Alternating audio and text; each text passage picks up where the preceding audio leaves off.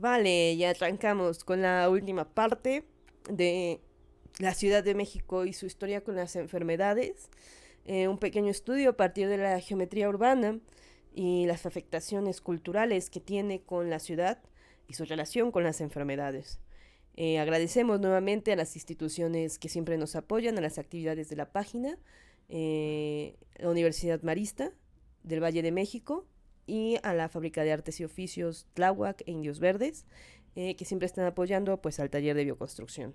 Yo soy la arquitecta Loreli Tenorio y esta vez seguiré platicando sobre la ciudad, pero ahora en la ciudad actual. Un par de reflexiones que salieron con los alumnos de geometría aplicada a la arquitectura de la Universidad Marista, que me ponen como maestra y como alumna a pensar muchas cosas. Como ven, pues la etapa de alumna todavía es presente y aunque tengo cara y ya no estudio, sigo haciendo tesis, pero no se encuentra muy lejano mi memoria de las aulas y sobre todo de las aulas de arquitectura. Me voy a meter mucho ahora con el estudio de arquitectura porque creo que para hablar de la ciudad actual estamos hablando de la ciudad futura. No hay ciudad pasada. Ya todos los errores que cometimos y todos los detalles y las formas de pensar que habíamos tenido hasta antes del COVID ya pasaron y habrá que respetarse.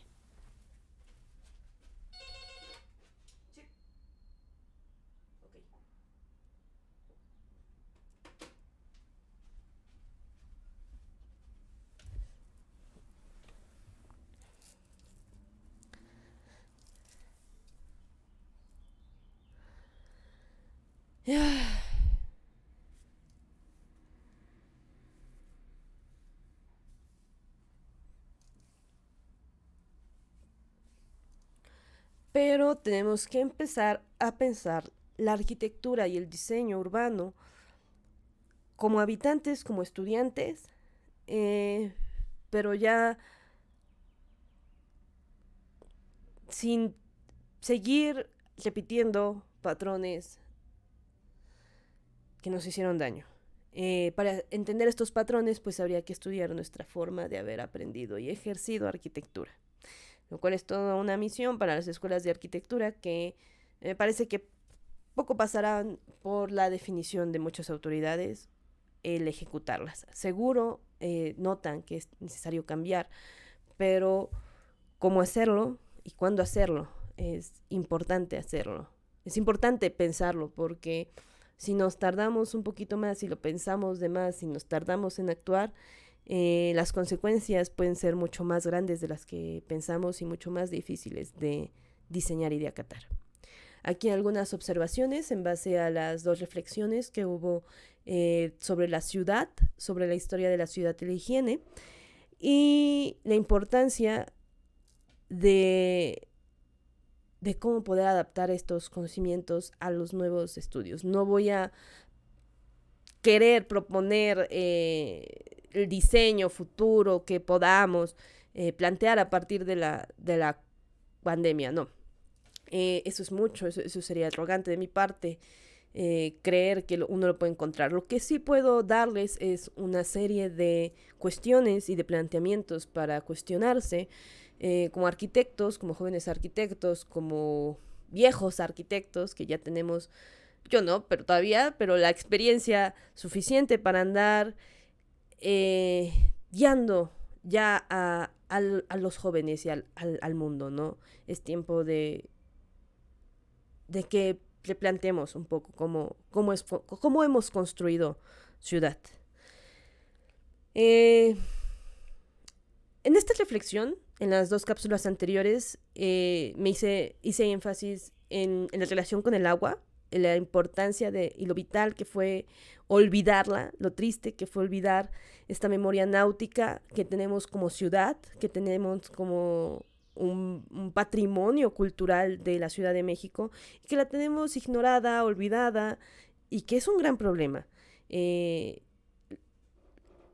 perder la relación buena con el agua fue lo que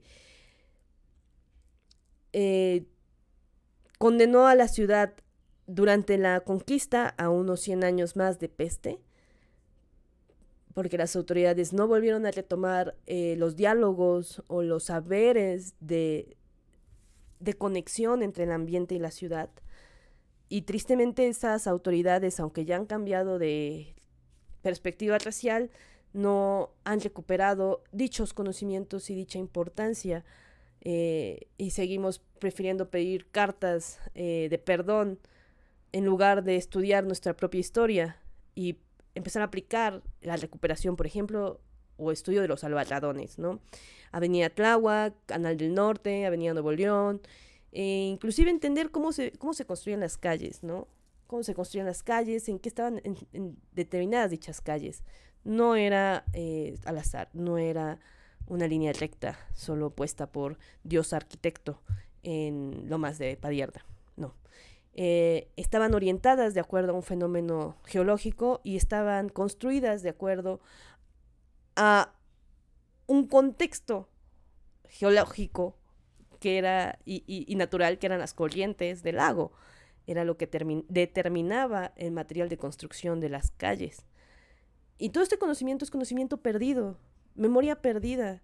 Entonces recuperar las cosas buenas de lo anterior de la conquista, más allá de la conquista, es una de las primeras propuestas que como ciudad deberíamos de tomar, ¿no? Nuestra comunicación con el agua, nuestra comunicación con el drenaje, porque si muchas personas ahorita no están pudiendo tener la posibilidad ni de lavarse las manos y poder no acatar una medida de higiene que decimos es sencillo, bueno, pero a veces no es sencillo que haya agua en todas las colonias. Y esto es debido a la sobreexplotación de mantos acuíferos y a la relación que tenemos como el agua. O sea, el agua lo vemos como un recurso para explotar y no como este ente que como ciudad nos rodea y que como ciudad deberíamos de poder dialogar, podemos tener un convivio con ella.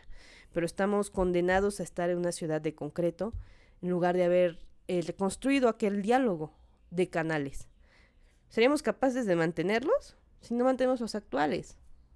Primero es la educación, antes de poder recuperar las cosas.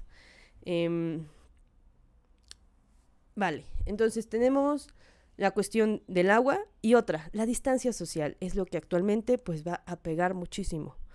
¿Cómo va a afectar la distancia social?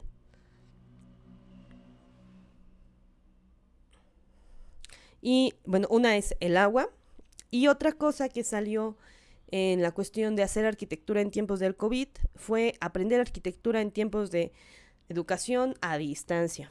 Y les mencionaba a los muchachos que su atención y su concentración estaba atada a 4 paredes. Que lo triste es que ellos habían perdido la capacidad propia de poner atención y de poder concentrarse y la habían otorgado a una cuestión material. Se la habían dado a las 4 paredes su capacidad de poder concentrarse. En lugar de ellos ser capaces de, ante muchos estímulos, poder elaborar la concentración, poder fijar la concentración. Además de que en los contextos sociales de México, bueno, no tenemos casi siempre, o muchos no tienen el espacio siquiera para poder tener una clase. Pero si vamos a tener un espacio reducido, con muchos estímulos, lo mínimo que podemos tener es la capacidad de hacerlo. Y ya lo malo es que los sistemas de educación han otorgado esa capacidad de hacerlo a la necesidad de estar adentro de un salón, que es algo ilógico, porque la contención y la concentración es inherente a nosotros como humanos, y que esté sujeta a que tenga que estar adentro de un muro sentados y en una posición de firmes es antinatural. Y lo podrán comprobar con muchas formas los pedagogos. Pero la capacidad de concentración se puede lograr. Si hay niños que pueden leer en medio de un patio de juegos y no podemos decir que no tienen estímulos, sino que tienen muchos, lo que tienen son las ganas de leer y la capacidad de concentrarse y de hacerlo. Esa capacidad de concentrarse en una lectura es lo que queremos buscar sin necesidad de una cuestión material, porque así ya no habremos de tener problemas de cómo construir más espacios más grandes. ¿Para qué volvemos a meter entonces a una caja? Si tenemos que plantear y decimos que como cuestión lógica lo que necesitamos como arquitectos para hacerle caso al distancia social es hacer las cosas nada más grandes, pues nos estamos metiendo el pie a nosotros mismos. Lo que necesitamos es desligar la educación y la arquitectura de cuatro paredes. Necesitamos desligar nuestras actividades de la arquitectura y entender la arquitectura como una masa un poco más fluida, como algo un poco menos estricto que nos determine que solo adentro de un salón podemos aprender. Y eso es una cuestión de una construcción que no es física, sino que es cultural, que es social, y que eso sí lo podemos hacer, sí lo podemos practicar, sí podemos aprender a leer para aprender a concentrarnos, sí podemos, y sí lo podemos lograr, y con eso vamos a cambiar radicalmente la arquitectura, porque vamos a estar transformando la arquitectura desde el propio uso, y el propio uso somos cambiarnos a nosotros. Ahora, ¿cómo va a cambiar esto la arquitectura interior? Esa es la más impresionante, la más fuerte, más allá de los espacios. Lo triste es que el espacio exterior, el espacio del paisaje, va a tener un cambio, pues tal vez hasta cierto abandono, ¿no? Tristemente vamos a tener que separarnos, y creo que eso es un error, ¿no? Creo que separarnos del paisaje es algo que no deberíamos de hacer, y que dejar de estar afuera o temer al exterior es algo que es una reacción natural y que es una reacción lógica, pero que no sería lo mejor como sociedad para sanar. Al contrario, nos vamos a ir para adentro, y adentro de las casas es donde se va a generar el cambio más radical. ¿Qué va a pasar? Necesitaremos nuevos espacios para el desarrollo de trabajo y de estudio adentro de una casa, espacios que permitan justamente la concentración. Y si decía que lo que tenemos que hacer es salirnos de ese cubo para aprender, pues para trabajar y para tener un lugar donde concentrarnos, va a ser necesario hacerlo en la casa. Va a ser necesario lograr generar ese ambiente aislado donde estudiar.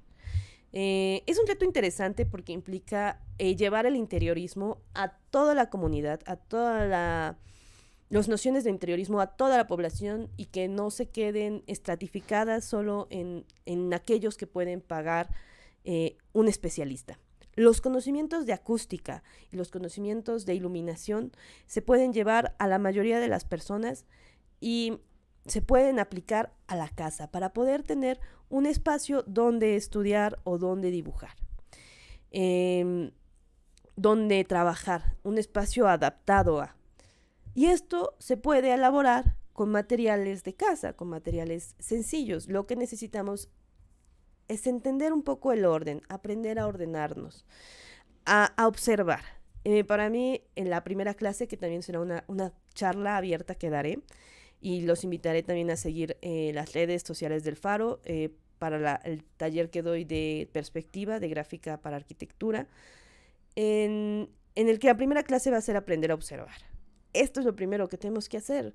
Los cambios en la ciudad post-COVID se tienen que hacer primero en la contemplación.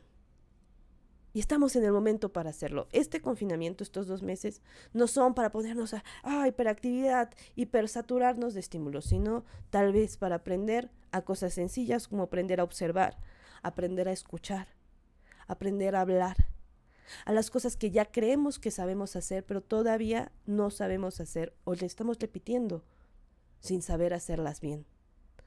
Así que una de las primeras en las que yo puedo apoyar es aprender la observación.